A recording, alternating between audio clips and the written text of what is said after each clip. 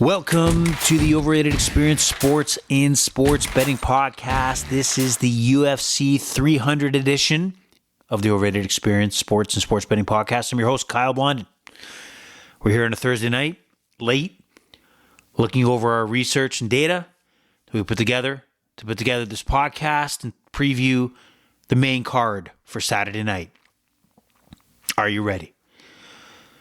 If it wasn't late and people were sleeping, I'll give the old Steve Buffer, are you ready?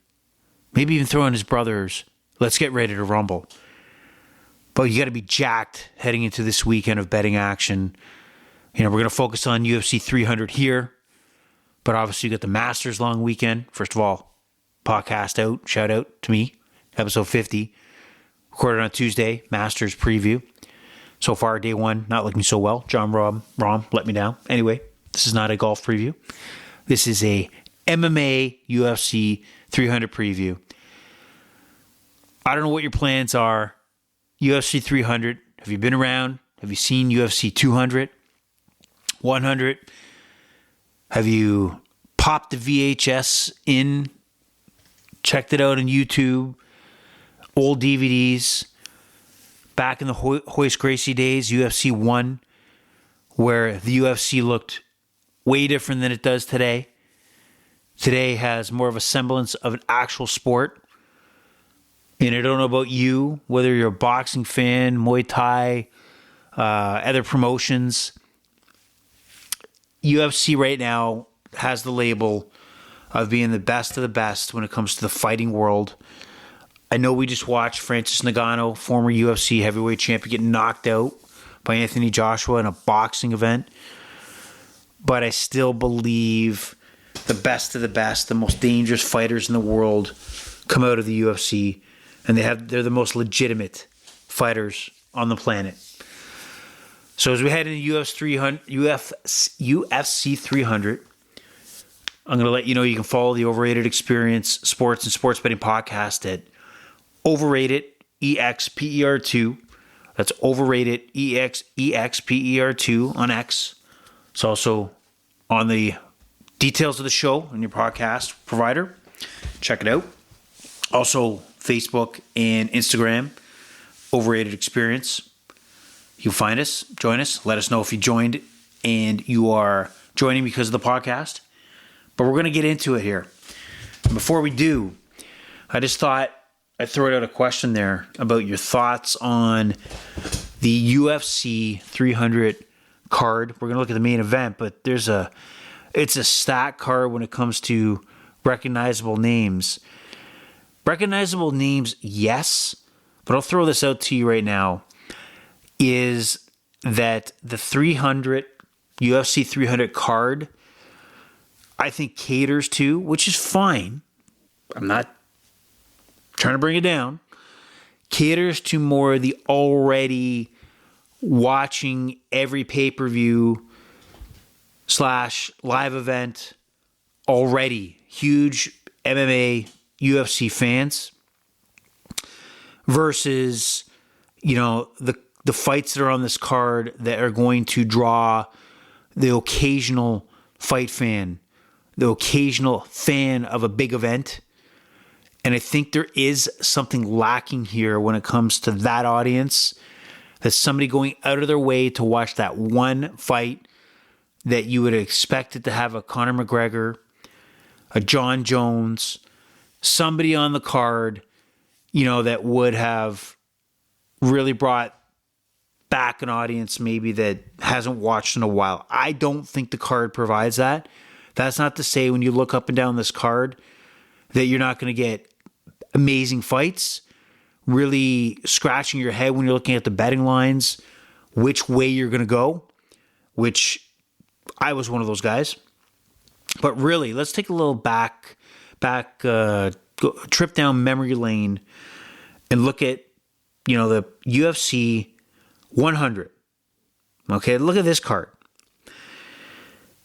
The main event was kind of off, but it was John Fitch, welterweight, versus Paulo Thiago. But here we go. Heavyweight, Brock Lesnar taking on Frank Mir. This is the rematch when Frank Mir tapped out Brock in his first fight, caught him. And Brock knocked him out in this fight. And then you also had George St. Pierre taking on Thiago Alves.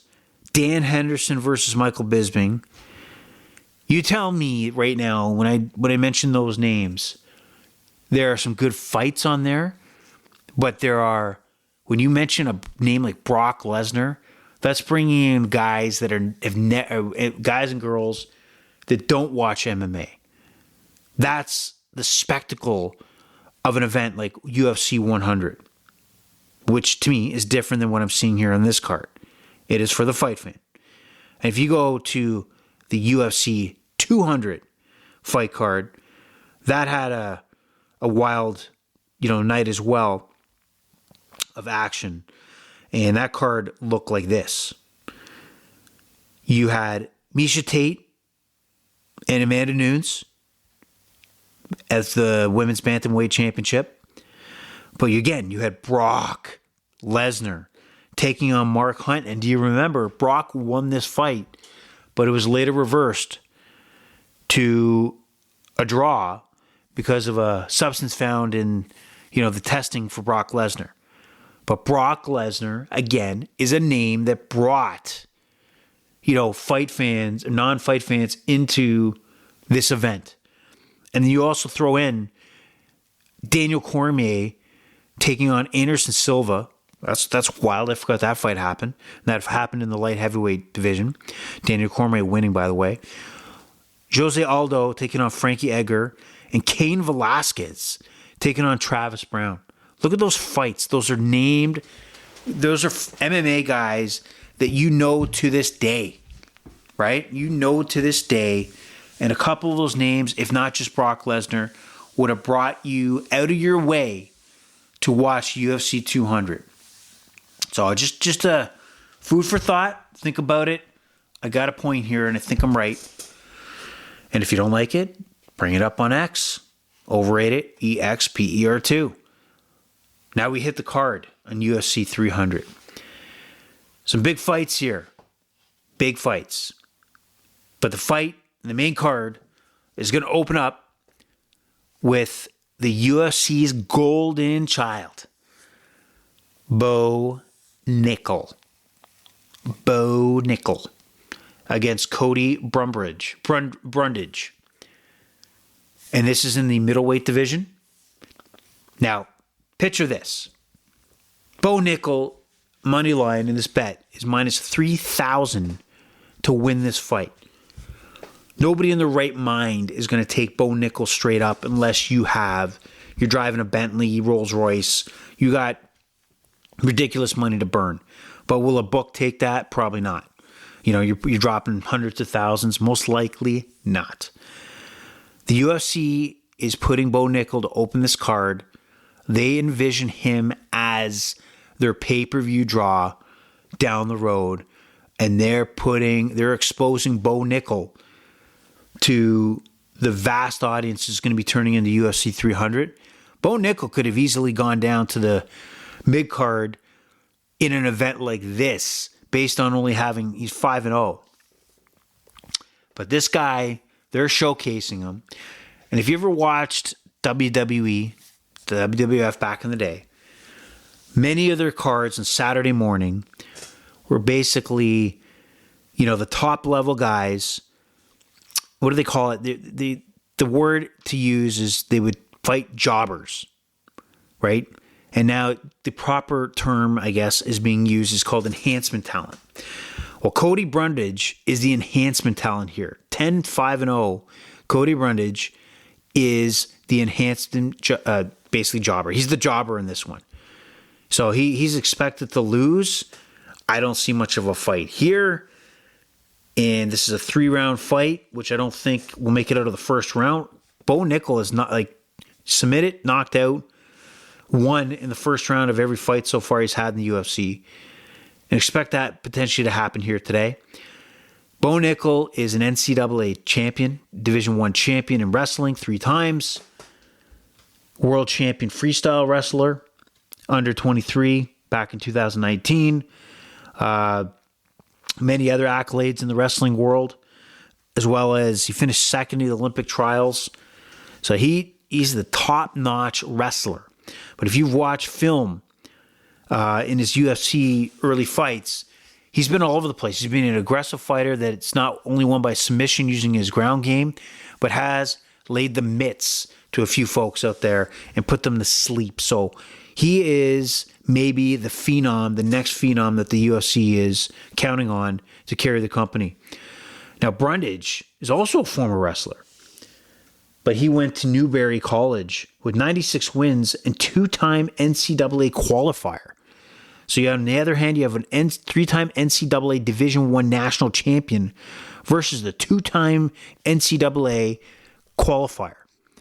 And in his last two fights, which were victories, second last fight was a disqualification. And then previous to that, he had a string of 2 or 3 losses.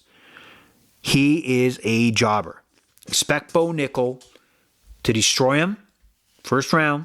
And really from the betting perspective, maybe Bo Nickel minus 105 to tap him out for submission. And I can't see anything else here that you'd want to take as far as the betting line on this match. So, Bo Nickel destroys jobber Cody Brundage.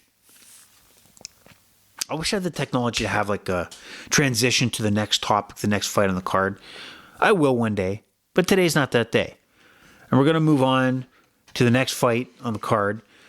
And that is going to be Charles Oliveira. Oliveira, not Olivier. Just kidding, guys.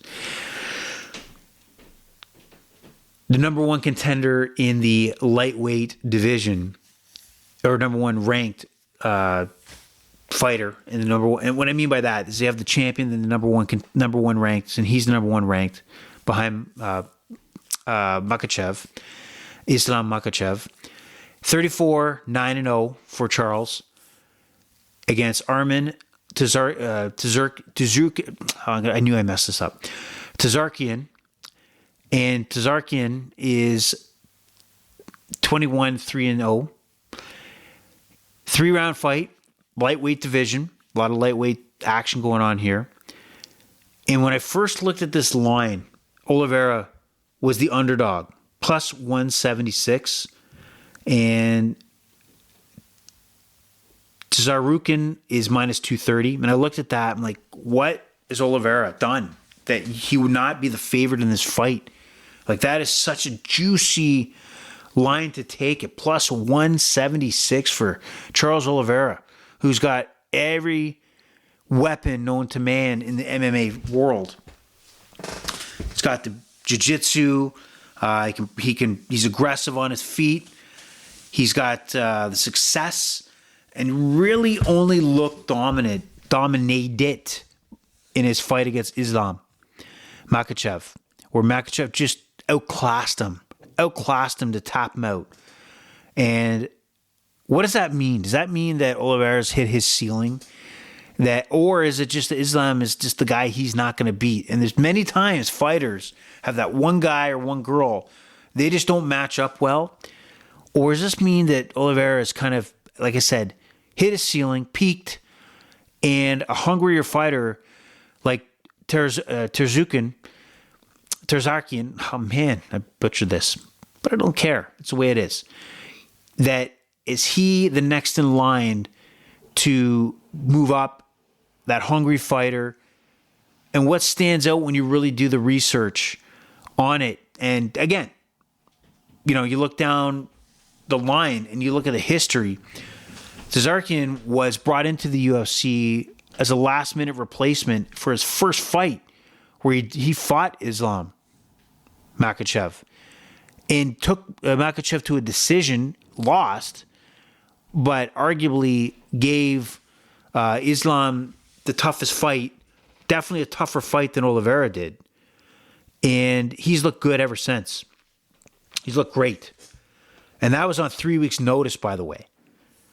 And he's hungry because the thought is in this fight, you got the number one contender when you got the winner of this fight.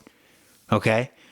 Now, that could get mixed up depending on if, the marketing side of things here on the UFC. if this Tarzakian wins, and then you have Gaethje win in his fight against Holloway, maybe the UFC goes with Gaethje. We don't know, but I think Tarzakian is the favorite and should get that matchup against Islam. We'll see if that happens, but I think he is hungry. This guy is ready to throw down. Oliveira, I think he's going to get in trouble. When you watch his fights, he's very aggressive. He pushes forward. And watching Tarzakian, he's more, how would I say this? He is more strategic where he'll back up and then move forward.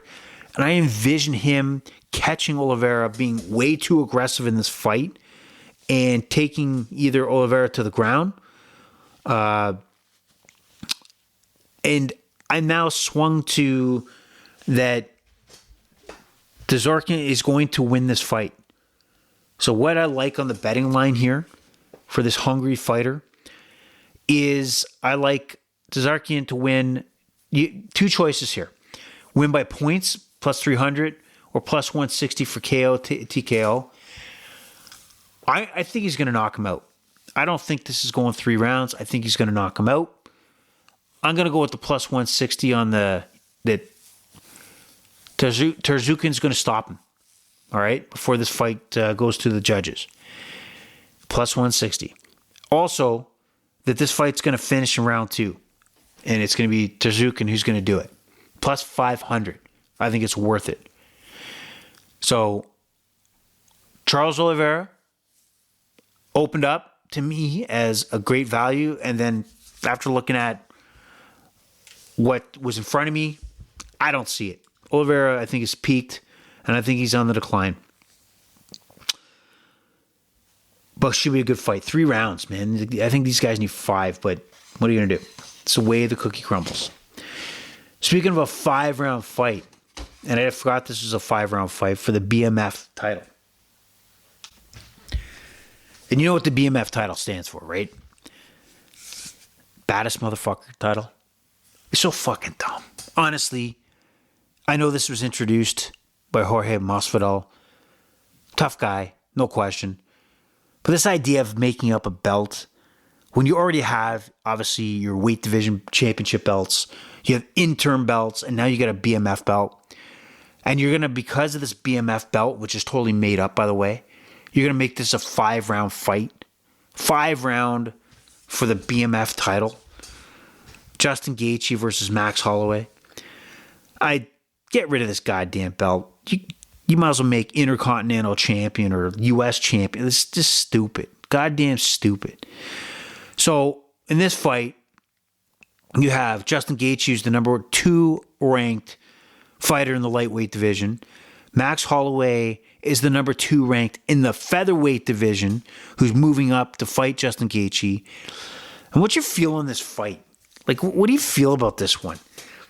I feel like this was crammed together just for the sake of just trying to add names to a card and matchups and mixing and matching. It just doesn't make any sense. You know what? I mean, you got Justin Gaethje,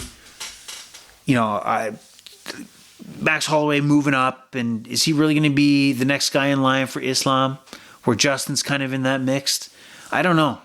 I know that we had pay-per-views earlier last month in $299 where the lightweight division was taxed. You got Dustin Poirier with a big win. So you got to mix and match and kind of set up the timelines to match, what you're looking for down the road as your title fight. So I get it, but I feel like this one's been forced. And it's just because Max Holloway is a name.